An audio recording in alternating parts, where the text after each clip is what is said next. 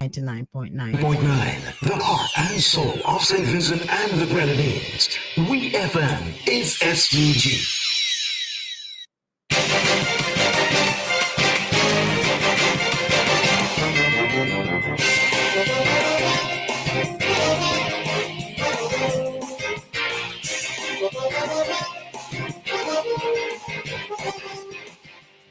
Good afternoon and welcome to WEFM's Midday News, brought to you with the kind compliments of Court St. Vincent Limited. Find the frames you love at Quartz Optical. Shop today and enjoy 50% off our wide selection of fashionable frames. Choose from our flexible payment plans from 3 to 24 months. Schedule your appointment online today at www.quartzoptical.com. Remember, at Quartz Optical, your comprehensive eye exam is always free. So come in and find the frames you love at 50% off only at Quartz Optical. See in store for details. Quartz Optical, value you can see. Welcome back to WEFM's Midday News, brought to you with the kind compliments of Court St. Vincent Limited. I'm your presenter, Rajiv Providence. First, on the local scene. While discussing the rehabilitation work being carried out on various schools in St. Vincent and the Grenadines, Prime Minister Dr. Ralph Gonsalves disclosed that the Thomas Saunders Secondary School will be housed at Annis Vale longer than initially planned, following new assessments done by professionals. Prime Minister Gonsalves was at the time speaking on the Issue at Hand program and said that this decision comes after stress tests determined that the older structure of the school may not be as reliable as first thought. We hear more from the Prime Minister. Upon no further analysis today, when the contractor, the professionals go there to do some final checking, that they have also advised that they consider it preferable to knock down that old part and build it up, because what you're going to put on it, there was some with the stress test, whether it would bear the weight. And from the time anybody talking to me about that, and we're talking about schools or any public building, I want everything to be done properly. That was the Prime Minister, Dr. Ralph Gonsalves. The Prime Minister also noted that the plywood structures that currently house the Thomas Saunders and Girls High Schools will also need maintenance work conducted on them during the summer and Easter breaks.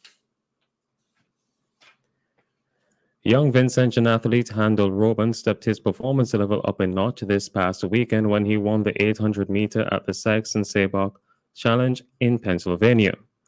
Robin took 2 seconds off his previous national indoor record time of 1:49.01 to stop the clock at 1:47.01.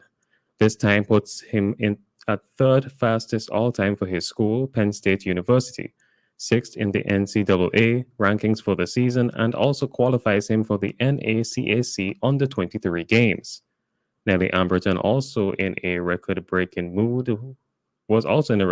mood when he smashed his own Under-20 boys 2,000-meter steeplechase record.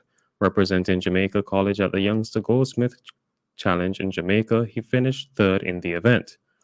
Also running at the Youngster Goldsmith Classic was Amal Glasgow, who finished third in the Under-20 boys 400-meter in 48.17 seconds, which qualifies him for the 2023 Carifta Games to be held in the Bahamas over the Easter weekend.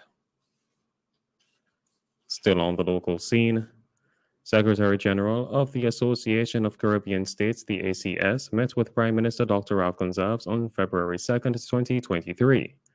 During this strategic engagement, they focused on an organic integration in Latin American and Caribbean countries that allows for the whole to be greater than the sum of its parts.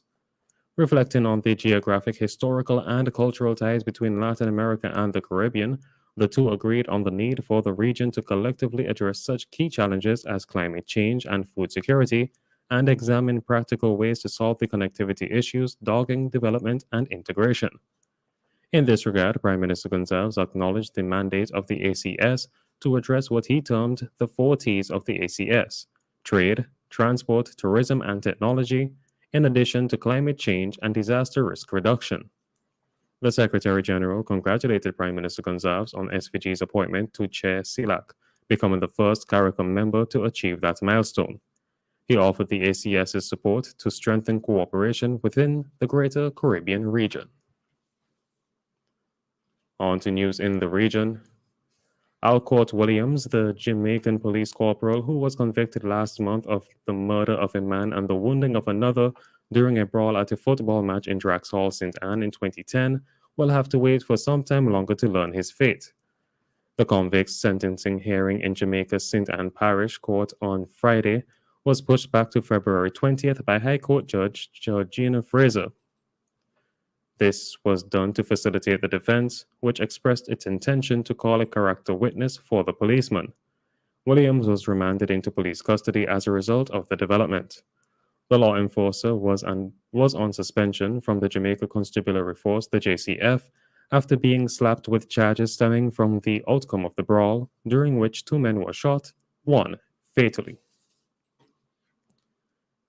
St. Lucian ex-banker Nina Duncan will be serving a 3-year sentence at the Border Lake Correctional Facility, having been found guilty of money laundering offenses. Duncan, employed at a major financial institution in St. Lucia, was charged on January 6, 2016, for the offense of stealing by reason of employment. According to court documents, Duncan stole the sum of $167,000 from a customer's account. She was later charged on May 18, 2016, for money laundering after investigators discovered a percentage of the stolen funds were transferred out of St. Lucia. Duncan, who pleaded guilty to both offenses, was also sentenced to a term of 1 year on the stealing charge, which is to run concurrently with the 3-year sentence for money laundering. On the international scene, Israeli forces have shot dead at least 5 Palestinian men during a raid on Jericho in the eastern occupied West Bank. Al Jazeera reports that the large-scale raid took place in the early hours of Monday in the Aqabet Jabal refugee camp, which has been under an Israeli siege, as described by the Palestinians, for more than a week and continued until after dawn. Confirming the death of 5 people, the governor of Jericho said 3 others were injured. The Israeli military initially said in a statement that it had killed 7 men in total, including 2 responsible for an attempted shooting attack in Jericho on January 28th, and 5 others who had engaged the army in fighting during the raid. Finally, in sports, England's Premier League has charged last season's champions Manchester City with more than 100 alleged breaches of its financial rules since the club was acquired by the Abu Dhabi-based City Football Group. The alleged misdemeanors stretched from 2009 to 2010 season to the 2017 to 2018 campaign, the league said on Monday, following a years-long investigation. During that period, the team won 3 Premier League titles in 2012, 2014, and 2018. Charges such as those faced by Manchester City could, if proven, result in a club being expelled from the Premier League in the worst-case scenario. Offending clubs may alternately be deducted points, fined, or reprimanded. This has been WEFM's Midday News. I have been your presenter, Rajiv Providence. Join us again at 3 p.m. for WEFM's 3 p.m. News. WEFM's Midday News is brought to you with a kind compliment of Courts St. Vincent Limited. Find the frames you love at Quartz Optical. Shop today and enjoy 50% off our wide selection of fashionable frames. Choose from our flexible payment plans from 3 to 24 months. Schedule your appointment online today at www.quartzoptical.com. Remember, at Quartz Optical, your comprehensive eye exam is always free. So come in and find the frames you love at 50% off only at Quartz Optical. See in store for details. Quartz Optical, value you can see.